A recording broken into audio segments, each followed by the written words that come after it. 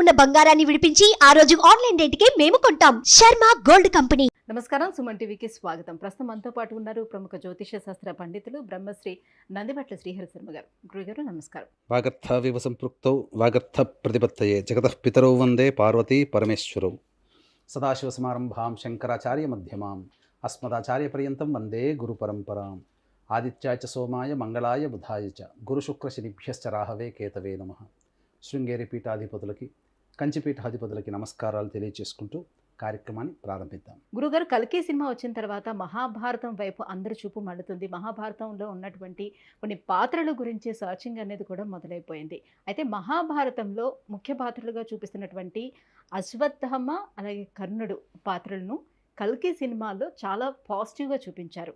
కానీ వ్యాసుడు రచించినటువంటి మహాభారతంలో అశ్వత్థామ కర్ణుడు పాత్రలు కొంచెం నెగిటివ్గా చూపించారు. నిజానికి వ్యాసుడు రచించినటువంటి ఆ మహాభారతంలో ఈ రెండు పాత్రల గురించి ఏముందంటారు? కల్కి సినిమా ద్వారా చాలామందికి ఇప్పుడు, ఎందుకంటే మనకు అభిమానధనుడైనటువంటి హీరో ప్రభాస్ గారు కావచ్చు, అమితాబ్ బచ్చన్ గారు కావచ్చు, వారు ధరించిన పాత్రల రీత్యా ఆ పాత్రలకి విశేషమైనటువంటి గుర్తింపు కలిగింది. అందుకనే మీరు అన్నట్టుగా చాలామంది భారతం వైపు చూస్తున్నారు. అయితే వాస్తవానికమ్మా నేను కల్కి సినిమా చూడలేదు ఇంకా. కానీ ఈ వివాదం అనేటువంటిది వచ్చిన తర్వాత దీంట్లో వాస్తవం ఎంత అనేటువంటి విషయాన్ని మనం గమనించుకున్నట్లయితే మనకు అసలు మూలమైనటువంటి వ్యాస మహాభారతంలో వీళ్ళ యొక్క పాత్ర యొక్క వర్ణన మరియు ధర్మాధర్మ విచక్షణ అనేటువంటిది మనకు సంజ్ఞా రూపంలో మనకు తెలియచేశారు. ఇక్కడ ఎవరిని కూడా మహాభారతంలో ఎవరి యొక్క వ్యక్తిత్వం ఏంటి అనేటువంటిది మనకు ఆ పాత్రల యొక్క స్వభావాన్ని అనుసరించి మనం నిర్ణయించుకోవడమే. అయితే ఇక్కడ ఎవరూ తీసేటువంటి దగ్గవారు కాదు, అందరూ కూడా గొప్పవాళ్లే. కానీ ధర్మము ఎటువైపు ఉంటుందో అటువైపే మనకు మొగ్గు చూపుతుంది. అంటే వాళ్ళే గొప్ప అని అర్థం. ఒకే ఒక్క మాటతో చెప్తారమ్మా, కౌరవులు పాండవులు వాళ్ళ పక్షాన చేరిన వాళ్ళు, వీళ్ళ పక్షాన చేరిన వాళ్ళు. అయినప్పటికీ అతిరథ మహారథులందరూ కూడా కౌరవుల్లో ఉన్నారు. మొత్తం చాలామంది, కృపుడు, అలా కృపాచార్యుడు, ద్రోణుడు, భీష్ముడు, కర్ణుడు, ఇలా చెప్పుకుంటూ పోతే మహాభారతంలో గొప్పదైనటువంటి పేర్లున్న వాళ్ళందరూ కౌరవుల్లో ఉన్నారు. అంత మాత్రాన వాళ్ళేం చెడ్డవాళ్ళు కాదు. పాండవుల వైపు కూడా ఉన్నారు. కానీ ధర్మానికి ప్రతీక అయినటువంటి దైవ సంజ్ఞారూపం అంటే శ్రీకృష్ణుడు, ధర్మానికి ప్రతీక శ్రీకృష్ణుడు ఎవరి పక్షాన ఉన్నాడో ధర్మం వారి పక్షాన ఉంటుంది. కాబట్టి పితామహుడుగా అనుకున్నటువంటి భీష్ముడు కూడా, విద్యను అందించినటువంటి ద్రోణాచార్యుడు కూడా, సప్త చిరంజీవుల్లో ఒకడైనటువంటి కృపాచార్యుడు కూడా కౌరవ పక్షాన ఉండి పోరాటం చేయవలసినటువంటి కారణం చేత వారికి అధర్మం అనేటువంటిది ఆపాదించబడింది. కాబట్టి ఒక్క మాటతో చెప్పవచ్చు, కౌరవులే గొప్పవారు అని. ఎందుకు? శ్రీకృష్ణ భగవాన్ల వారు కౌరవులతో కాకుండా పాండవుల పక్షాన ఉండి అక్కడ యుద్ధరంగం అంతా నడిపించాడు కాబట్టి. అయితే శ్రీకృష్ణుడు పాండవుల పక్షపాతి అంటారా? పాండవుల పక్షపాతి కాదు. అందుకనే ఇక్కడ పాండవ పక్షపాతి ఎంత మాత్రము కాదు. దీని గురించే శ్రీకృష్ణుల వారు కృష్ణ రాయబారం అయిపోయిన తర్వాత యుద్ధ సన్నాహాలు మొదలుపెట్టినప్పుడు మొట్టమొదలు దుర్యోధనుల వారు శ్రీకృష్ణ వారి దగ్గరికి వెళ్తారు. అలాగే అర్జునుడు కూడా వెళ్తారు. మీకు ఇష్టం, నేను ఒక్కడిని ఒకవైపు, నా సామ్రాజ్యంలో ఉన్నటువంటి రక్షక భటులందరూ కూడా ఒకవైపు, నా సైన్యం అంతా ఒకవైపు, ఏది కావాలో మీరు తీసుకోండి అని చెప్పి వాళ్ళకే చాయిస్ వదిలేసాడమ్మా. కానీ కృష్ణుడి వల్ల ఏమవుతుంది, నాకెందుకు ఈ కృష్ణుడు అని చెప్పేసి అపారమైనటువంటి సైన్యాన్ని అంతా దుర్యోధనుడు తీసుకున్నాడు. కానీ ఒక్క అర్జునుడు, నువ్వు నా పక్కనుంటే చాలు బావా, నాకు విజయమే, కాబట్టి నువ్వు ఒక్కడు ఉంటే చాలు. అర్జునుడు కూడా భయపడ్డాడు. ఎందుకనంటే మొట్టమొదలు కృష్ణ భగవాన్ల వారు నిద్ర నుంచి లేవగానే చూసింది దుర్యోధన్ని. ఇలా పక్కన కూర్చున్నప్పుడు ఇలా తిరిగి చూశాడు. పక్కన దుర్యోధను ఉన్నాడు, పాదాల దగ్గర అర్జునుడు ఉన్నాడు. కాబట్టి మొట్టమొదలు నేను ఎవరు చూశానో వారే కోరుకుని అనగానే దుర్యోధను ఏమాత్రం తడబడకుండా నాకు సైన్యమే కావాలనుకున్నాడు. కానీ అర్జునుడు మనసులో బాధపడ్డాడు, భయపడ్డాడు, ఎక్కడ కృష్ణుని అడుగుతాడో అని చెప్పేసి భయపడ్డాడట. కానీ అర్జునుల వారికి కృష్ణ భగవానులు గారు దక్కారు. అయితే ఇక్కడ గమనించాల్సింది ఏంటంటే, ఈ కల్కి సినిమా వచ్చిన తర్వాతనమ్మా అశ్వత్థామ మరియు కర్ణుడు ఈ పాత్రలను పోషించినటువంటి నాయకులు మనకు మనస్సులో చిరస్థాయిగా నిలిచిపోయే ఆరాధ్య నటులు. ఒకరు బాలీవుడ్లో, ఒకరు టాలీవుడ్లో, ఇప్పుడు ప్రపంచం మొత్తాన్ని ఏలుతున్నటువంటి నటులు. మరి వీళ్ళ పాత్ర పోషించడంలో ఆ పాత్ర యొక్క ఔచిత్యం తగ్గకూడదు. కాబట్టి ఆ పాత్రకి కొంచెం వన్నె తెచ్చే విధంగా రూపుదిద్దారు, కమర్షియల్గా దిద్దారు. వాస్తవానికి మనము ఈ యొక్క కలియుగం అంటే మాయా ప్రపంచం అమ్మ. మనం ఏం చెబుతామో చిత్రీకరణ ద్వారా అదే జనాలు నమ్ముతారు. కానీ వాస్తవానికి చూసినట్లయితే కర్ణుడు కానీ అశ్వత్థామ కానీ పాండవుల ముందు తక్కువే. ఏది కొన్ని విషయాల్లో. ఉదాహరణకు మనం మొదలు పెడదాం, అశ్వత్థామ నుంచి మొదలు పెడదాం. అసలు అశ్వత్థామ అంటే ద్రోణాచార్యుడు కృపాచార్యుని యొక్క చెల్లెలు కృపిని వివాహం చేసుకున్న తర్వాత మంచి సంతానం కావాలని ఘోరమైన తపస్సు చేశారు, ఈశ్వరుని తపస్సు చేశారు. ఈశ్వరుడు సంతోషించినప్పుడు నీ అంశ రుద్రాంశ సంభూతుడైనటువంటి కొడుకు నాకు కావాలి, చిరంజీవిగా ఉండాలి అని చెప్పి కోరుకున్నాడట. ఆ విధంగా రుద్రాంశ సంభూతుడైనటువంటి కుమారుడు జన్మించాడు. జన్మించడంతోనే గుర్రము సకిలిస్తే ఎలా వస్తుందో ఆ యొక్క శబ్దముతో ఏడుపు మొదలుపెట్టాడట. అందుకని గుర్రం సకిలించినట్టుగా ఉంది కాబట్టి అశ్వత్థామ అనే పేరును పెట్టారు. కానీ నిజానికి చాలా భక్తిపరుడు, ఈశ్వరుడి యందు అచంచలమైనటువంటి భక్తి ఉన్నవాడు ఆ యొక్క అశ్వత్థామ. కానీ కొన్ని దుర్గణాల చేత అతను అధర్మ మార్గం వైపు నడవాల్సి వచ్చింది. కాబట్టి అధర్మ పరాయణుడిగా మహాభారతం చెప్పబడుతుంది. చిన్నప్పటి నుంచి కూడా విలువిద్యలో చూసుకున్నట్లయినా ద్రోణాచార్యుడికి కొడుకంటే చాలా మక్కువ. అందుకే నా కొడుకు చనిపోతే తప్ప నేను అస్త్ర సన్యాసం చేయనని చెప్పి ప్రతిజ్ఞ చేశాడు ద్రోణాచార్యుడు. కాబట్టి అంతటి కొడుకుకి అర్జునుడి కన్నా మించినటువంటి విలువిద్యలన్నీ కూడా నేర్పాడట. ఇవన్నీ కూడా అర్జునుడు ఎంత గొప్పగా సాధన చేస్తున్నా అర్జునుడి కన్నా మించి ఆ యొక్క గురుకులంలో అశ్వత్థామ ముందుండిపోయేవాడట పరీక్షలు అన్నిట్లో కూడా. తరువాత ఎట్లా ప్రయత్నించినా కొన్ని మెలకువలు తెలిసేటి కావు. కానీ అశ్వత్థామ ఏం చెప్పేవాడంటే వంటవాడికి ఎప్పుడు కూడా నువ్వు చీకట్లో అర్జునుడికి అన్నం పెట్టకు అని చెప్పేవాడట. ప్రతిసారి గుర్తు చేసేవాడట వంటవాడికి. కానీ ఒకసారి అర్జునుడు భోజనం చేస్తుండగా అంటే అర్జునుడు అడిగేవాడట, ఏమని, నాకు చీకట్లో బాణం వేయడం రాదు, నువ్వు చీకట్లో బాణం భలే వేస్తావయ్యా అశ్వత్థామ, ఎలా నాకు చెప్పని చిన్నప్పటి నుంచి అడిగేవాడట. దానికి ఏదేదో ఉన్నాయిలే అవన్నీ చెప్పి దాట వేసేవాడట.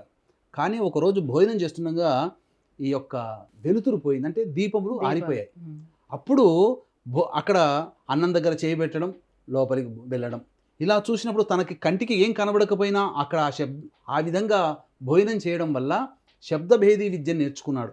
అప్పటి నుంచి ద్రోణాచార్యుడిని బతిమిలాడాడు, నాకు నేర్పండి మంచిగా అని చెప్పి అన్నా కానీ ఏమి ద్రోణాచార్యుడు నేర్పకపోయేవాడు. అక్కడ ఏంటనంటే సాయం సంధ్యా వేళల్లో నీళ్లు పట్టుకురండి అని చెప్పి కుండలిచ్చి పంపించేవాడట ద్రోణాచార్యుడు. ఆ కుండలిచ్చి పంపిన తర్వాత నీళ్లు తీసుకొచ్చే సమయం ఉంటుంది కదా, 1 గంట 2 గంటలో. ఆ సమయంలో అశ్వత్థామకి ద్రోణాచార్యుడు విలువిద్య రహస్యాలను బోధించేవాడట. ఎక్కడ తప్పు పడుతుంది, నేను ఎక్కడ నేర్చుకోలేకపోతున్నానని చెప్పి వరుణదేవుని యొక్క అనుగ్రహంతో వరుణదేవుని ప్రసన్నం చేసుకొని ఇచ్చిన కుండలన్నింటినీ కూడా నీటిలో నింపేసేసి దైవానుగ్రహంతో దూరంగా ఉండి చూడడం మొదలుపెట్టాడట. ఆ సమయంలో అశ్వత్థామకి ద్రోణాచార్యుడు రహస్యాలన్నీ చెప్తూ ఉంటుంటే పాదాల మీద పడి చాలాసార్లు వేడుకొని నాకు నేర్పండి అని చెప్పి ప్రాధేయపడితే అప్పుడు అర్జునుని యొక్క గొప్పతనాన్ని చూసి అశ్వత్థామతో సమానంగా విలువిద్య నేర్పాడట. కానీ అర్జునుడు ధర్మాన్ని ఆచరించాడు, వీళ్ళు ఆచరించలేకపోయారు. అందుకనే వీరు కొంత పాపత్వాన్ని మూటగట్టుకోవడం జరిగింది. మనం గమనించుకున్నట్లయితే ఈ అశ్వత్థామ చేసినటువంటిది అంటే పరీక్షిత్తుని చంపబోయాడు, అపాండవీయం అగుగాక అని చెప్పి. ఎందుకు జరిగింది ఇక్కడ అనంటే ద్రోణాచార్యుడు సర్వసైన్యాధిపతిగా, భీష్ముడి తర్వాత సర్వసైన్యాధిపతిగా ఉన్నప్పుడు అతడు పాండవులకు ఇచ్చిన వరం ఏంటంటే నా కొడుకు చనిపోతే నేను అస్త్ర సన్యాసం చేస్తాను అని చెప్పి.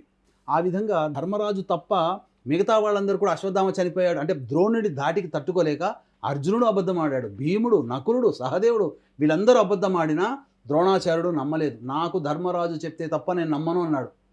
అందుకని అశ్వత్థామ అనేటువంటి ఒక ఐరావతం అంటే ఏనుగు చనిపోయిన తర్వాత కృష్ణుడు వెళ్ళి బతిలాడతాడు ధర్మరాజు చెప్పమని. ధర్మరాజు చాలా గొప్పవాడు, ధర్మం అంటే ధర్మరాజే అన్నట్టుగా ఉంటుంది. ఎందుకంటే నేను అబద్ధం ఆడడానికి నేను ఒప్పుకోను అన్నాడు. కాదయ్యా నువ్వు అబద్ధం ఆడకుండా అని చెప్పి చెప్పు, నీకేం దోషం తగలదు, నేను చెప్తున్నానని చెప్పి కృష్ణ భగవానుడు అభయం ఇచ్చిన తర్వాత మాత్రమే అశ్వత్థామ హతః కుంజరః అని అంత చిన్నగా చెప్పాడు. హతః అశ్వత్థామ హతః అన్న పదం మాత్రం ద్రోణాచార్యుడికి చెవిన పడ్డది. ఆ హోరులో కుంజరః అనేది మిల్లదు అని అబద్ధం ఆడనట్టుగా ఆడాడు ధర్మాచార్యుడు. ఈ యొక్క చిన్న దోషం వల్లనే సశరీరముగా స్వర్గానికి పోవాల్సినటువంటి ధర్మరాజు ఒక్కరోజు నరకంలో వెళ్ళి రావాల్సి వచ్చింది ఈ ఒక్క అబద్ధం ఆడినందువరకు. ఎంతటి గొప్ప ధర్మాత్ముడు అంటే ఇంటి నుంచి బయటికి వెళుతున్నప్పుడు చీమల గుంపు ఎదురైందంటే ఆ చీమలన్నీ వెళ్ళిపోయేంత వరకు ఉండేవాడట. నా పాదము ఆ చీమల మీద పడి ఆ ఏ చీమ చనిపోతుందో అంతటి ధర్మము, అంతటి నియమాన్ని పాటించేవాడు, అంతటి గొప్పవాడు ధర్మరాజు. కాబట్టే పాండవులు విజయాన్ని పొందడం జరిగింది. ఇక్కడ ఏ విధంగానైతే ద్రోణాచార్యుడు అస్త్ర సన్యాసం చేశాడో అప్పుడు అర్జునుడు చంపడం మొదలుపెట్టాడు. అప్పుడు ఏంటంటే ఈ యొక్క ద్రుపదుడు, ఆ ద్రుపదరాజు కొడుకైనటువంటి దృష్టద్యుమ్నుడు ద్రోణాచార్యుని చంపుతాడు. కాబట్టి అప్పుడు అంతటిగా తన తండ్రి అంటే చాలా ఇష్టం అశ్వత్థామకి. కాబట్టి అతన్ని చంపాలి, దృష్టద్యుమ్నుని చంపాలి, తర్వాత పాండవులను కూడా సంహరించాలి నాకు మొత్తం అని చెప్పి అప్పుడు మొత్తం పూర్తిగా గాయాల పాలైనటువంటి దుర్యోధన, అంటే యుద్ధం అయిపోయింది అప్పటికి. యుద్ధం అయిపోయిన తర్వాత ఆ నీటి ఒడ్డున మడుగున ఉన్నటువంటి ఆ దుర్యోధన దగ్గరికి వెళ్ళి నీ యొక్క కోరికను నేను నెరవేరుస్తాను దుర్యోధన అని చెప్పి ప్రతిజ్ఞ చేసి వెళ్ళిపోతుంటే పిలుస్తాడు. అంటే దుర్యోధను ఎంత కుటిలమైనటువంటి స్వభావం అంటే తొడలు తెగి రక్తాలు ఊస్తున్న కుటిలత్వము, అసూయ, రాగద్వేషము ఉన్నటువంటి శరీరం కదా దుర్యోధనుడిది. ఆ సమయంలో కూడా నిన్ను నేను సర్వ సైన్యాధ్యక్షుని చేస్తున్నా అని చెప్పి నీళ్లు తెప్పించుకొని అశ్వత్థామ చేతిలో వదిలిపెట్టాడు.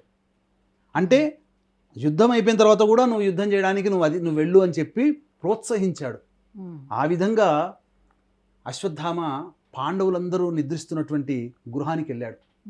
వెళ్ళిన తర్వాత అక్కడికి వెళ్ళి చంపుదామని చెప్పి అనుకుంటాడు, కానీ వీలు కాదు. ఎందుకనంటే ఆ మొత్తము ఆ గుడారాల చుట్టూ కూడా ఒక పెద్ద కాలపురుషుడు చేతిలో త్రిశూలం ధరించి, మెడలో నాగములు ధరించి, నుదుట భస్మం ధరించినటువంటి కాలపురుషుడు తిరుగుతున్నాడు.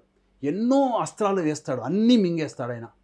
చివరికి ఆ ఈశ్వరుడే ఇక్కడ కాపాడుతున్నాడని గమనించి ఆ ఈశ్వరుని, ఎందుకంటే ఇంతకుముందు చెప్పుకున్నాం కదా, అచంచలమైనటువంటి భక్తి విశ్వాస పరాయణుడు, భక్తి తత్పరుడు అశ్వత్థామ. ఆ ఈశ్వరుని గురించి ఘోరముగా ధ్యానము చేసి నన్ను నేను అర్పణం చేసుకుంటున్నాను, ఇదే నా దేహం అని చెప్పి అగ్నిగుండంలో దూకేస్తాడు. అంతటా ఆ ఈశ్వరుడు సంతసించి, నీవు ఇంతటి గొప్పదైనటువంటి ప్రాణత్యాగం చేసావు కాబట్టి నీకు అజేయమైనటువంటి ఖడ్గాన్ని ఇస్తున్నాను, ఈ ఖడ్గముతో ఈ రోజంతా నీవు దండయాత్ర చేయి, నీకు తిరుగుండదు అని చెప్తాడు. చెప్పగానే ఇక లోపలికి వెళ్ళిపోతాడు. ఫస్ట్ ఎవరి దగ్గరికి వెళ్తాడమ్మా? దృష్టద్యుమ్నుడి దగ్గరికి వెళ్తాడు. అంటే తన తండ్రిని చంపినట్టు ద్రుపదరాజు కొడుకు అయినటువంటి, అనగా ఈ యొక్క ద్రౌపది అన్న. వెళ్ళిన తర్వాత పడుకున్న వాడిని పడుకున్నట్టుగా లేపి, యుద్ధతత్వం కదా ఇక్కడ యుద్ధం చేసే వీరుడి యొక్క లక్షణం ఏంటంటే ఎదుటివాడికి కూడా ఆయుధం ఇచ్చి చంపాలి. కానీ కుటిలత్వముతో అతని యొక్క, అంటే దృష్టద్యుమ్నుడు కూడా చేసింది కూడా దోషమేనమ్మా. చనిపోయిన తర్వాత దేహత్యాగం చేశాడు ద్రోణాచార్యుడు, కానీ తన తండ్రికి ఇచ్చిన మాట కోసం కసితీరా చనిపోయిన తర్వాత దేహాన్ని కూడా ముక్కలుగా చేశాడు. అక్కడ దృష్టద్యుమ్నుడు కూడా దోషమే చేశాడు అక్కడ. కాబట్టి ఆ వార్త గుర్తు తెచ్చుకొని అతని యొక్క మర్మాంగాలన్నింటినీ కూడా ఛేదిస్తాడు. చివరికి తల నరికేస్తాడు. అక్కడ అతను చేసిన పాపం, ఇక్కడ అశ్వత్థామ చేసింది కూడా పాపమే. కాబట్టి ఆ విధంగా అందరూ ఏమనుకుంటారంటే ఉప పాండవులు నిద్రపోతున్నప్పుడు చంపాడని అంటారు. తన మేనమామని యుద్ధం చేస్తున్నటువంటి అశ్వత్థామకి అలికిడి విని ఉప పాండవులు యుద్ధాన్ని దిగుతారు.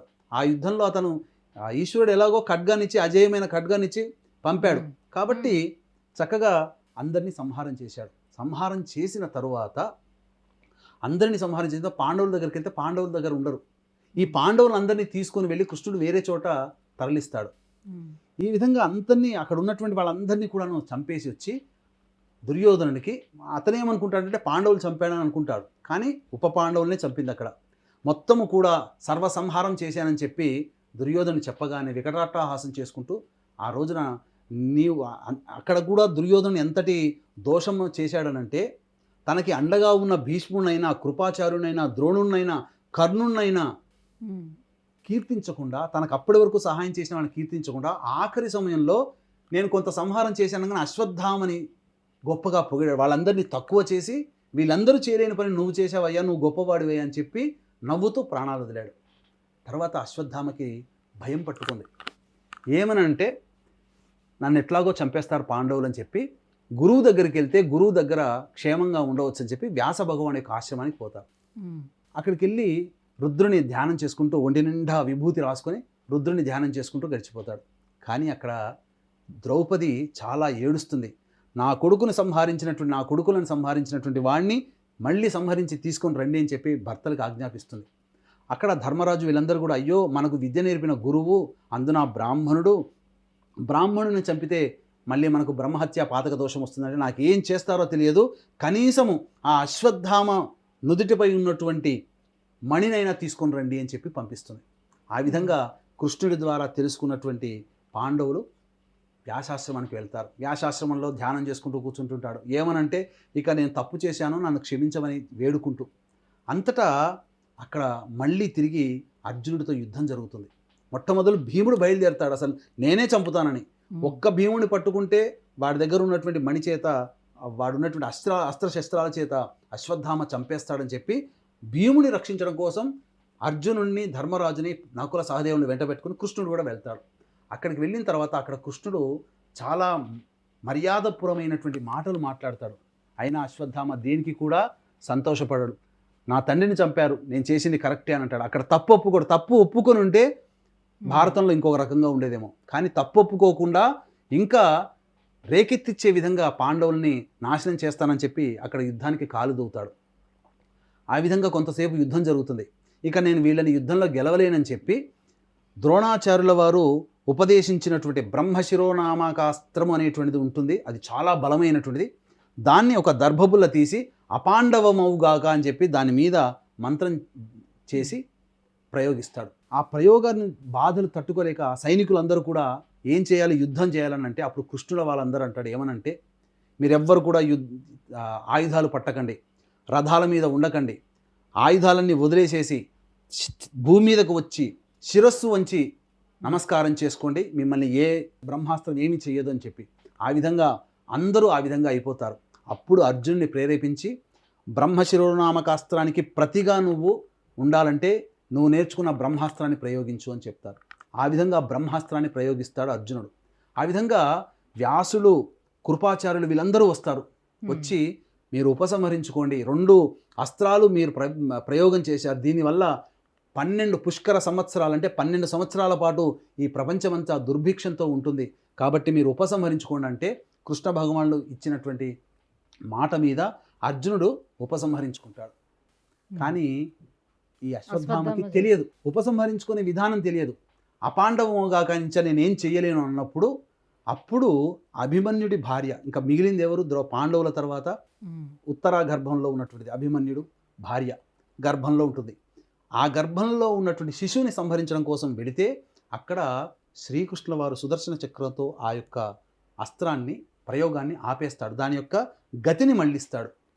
అప్పుడు ఆ పరీక్షిత్తు నమస్కారం చేసుకున్నటువంటిది. ఇది చాలా అద్భుతంగా ఉంటుంది వర్ణన.